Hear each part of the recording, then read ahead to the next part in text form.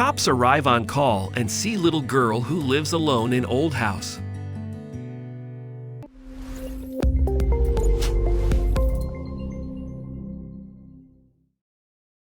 But before we start, please take a moment to give this video a like, subscribe to Happy World, and hit the bell so you'll never miss these great stories.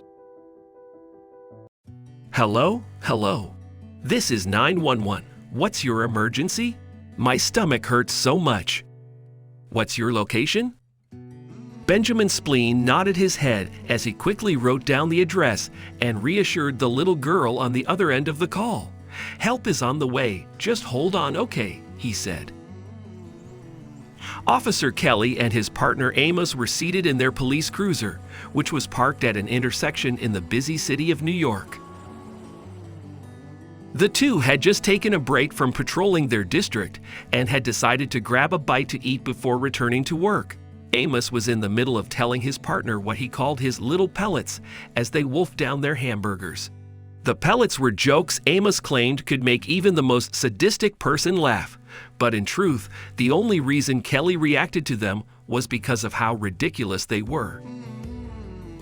That day, Amos was going on and on about animals and what they said whenever they wished to cross a road. Kelly was about to shut him up as usual when the dispatch radioed in about the little girl's call for help. The two men were the closest to her location, so Kelly quickly picked up his radio to announce that they would head over there immediately. And I was just about to reach the climax of those jokes. Amos pouted while Kelly secretly rejoiced. "You'll have your chance, my man," he said with a smile. When they arrived at the girl's location, Kelly and Amos walked to the door and knocked. They repeated the action several times, but no one answered the door.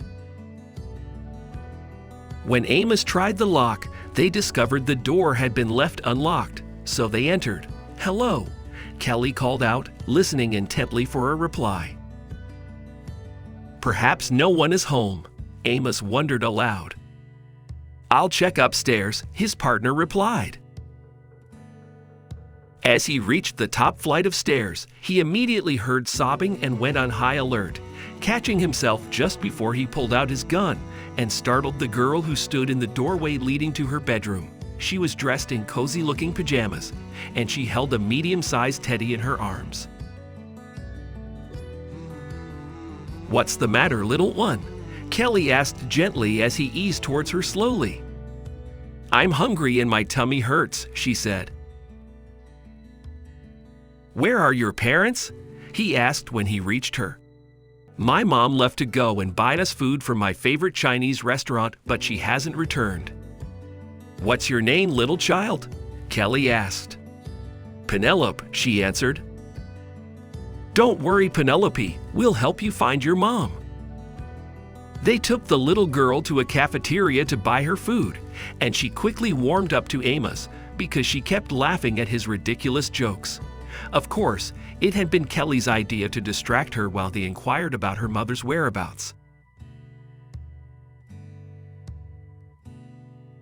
Officer Kelly later found out that her mom never returned because she got into a vehicular crash and had been injured in the accident. But rather than tell her that, Kelly decided he would assume responsibility for the child until her mother was discharged from the hospital. She had walked away from the accident with a slight concussion and several scratches, which meant she would be released once she woke. The two kind officers spent the rest of the day with Penelope, taking her on a sightseeing tour of New York, and they also kept her well fed. She was so engaged, she didn't have to worry about her mother until she noticed at night that they were headed away from the direction of her home. "It's that way," she said in confusion. "Your mom will be away for some more time, little one. She needs you to wait for her. Can you do that?" Kelly asked. They had hoped the woman would have regained consciousness and returned to her home by nightfall, but that did not happen, and they could not leave the little girl alone to fend for herself. Kelly decided he would care for the little girl until her mother returned.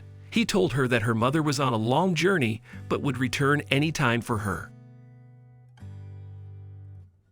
Until then, you'll have to be a good girl while waiting for her, okay?" he told her. He also assured her he would remain with her that night to watch over her. Kelly continued to watch over the girl like that for 3 days, after which her mother regained consciousness. When the woman was to be discharged, Kelly drove Penelope there in his cruiser, watched in tears as mother and daughter were reunited.